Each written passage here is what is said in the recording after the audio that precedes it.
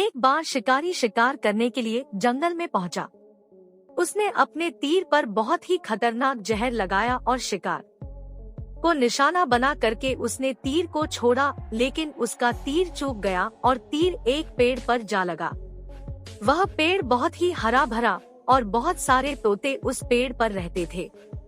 जैसे ही वह जहरीला तीर उस पेड़ पर जाकर लगा, वह पेड़ धीरे धीरे सूखने लगा और उस पेड़ पर जो भी तोते रहते थे वह एक एक करके उस पेड़ को छोड़कर जाने लगे। उस बड़े से पेड़ के कोटर में एक बहुत ही बूढ़ा तोता रहता था, जो बहुत ही धर्मात्मा और अच्छे मन का था।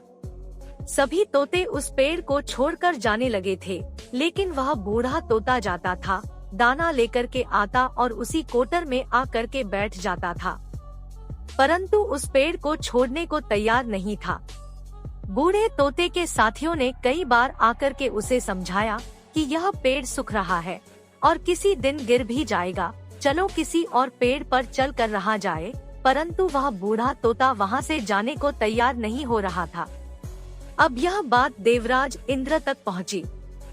उन्हें बताया गया कि एक तोता है, वह जिस पेड़ पर रहता है उस पेड़ पर एक जहरीला तीर लगने के कारण सूखने, गिरने और खत्म होने के कगार पर आ पहुंचा है, और एक बूढ़ा तोता अभी भी वहीं पर रह रहा है। वह दाना लेकर आता है और वहीं पर रहता है, जबकि उस जंगल में बहुत सारे पेड़ हैं, लेकिन वह उसी पेड़ पर रह रहा है।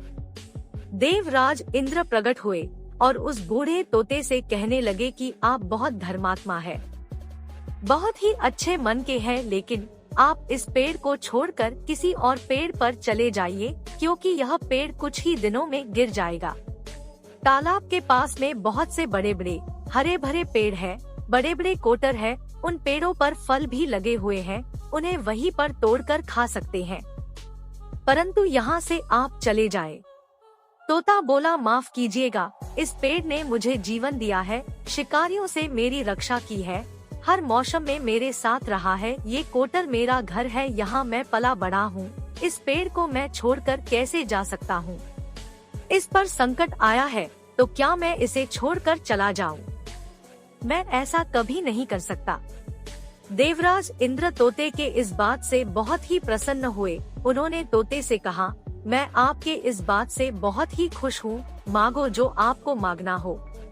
उस बूढ़े तोते ने कहा, मुझे बस इतना मांगना है कि जिस पेड़ ने मुझे जन्म दिया, जहाँ मैं रहा पला बड़ा, जिसे आप मेरा जन्म भूमि कह सकते हो, आप इसे फिर से वैसा ही हरा भरा कर दो जैसा यह था।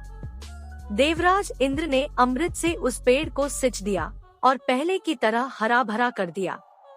अब वापस से उस पेड़ पर आकर के बाकी तोते रहने लगे। वह बूढ़ा तोता कुछ समय तक और जिंदा रहा, फिर उसकी मृत्यु हो गई और वह स्वर्ग में चला गया।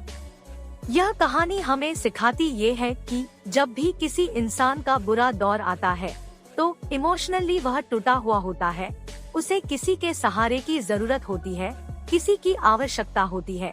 अगर आप ऐसे समय में उसे छोड़कर चले जाएंगे, उससे बात नहीं करेंगे, मुंह मोड़ लेंगे, तो आपसे बुरा कोई नहीं है, क्योंकि आप किसी के सुख का साथी बने या ना बने, लेकिन आपको हमेशा किसी के दुख का साथी जरूर बनना चाहिए।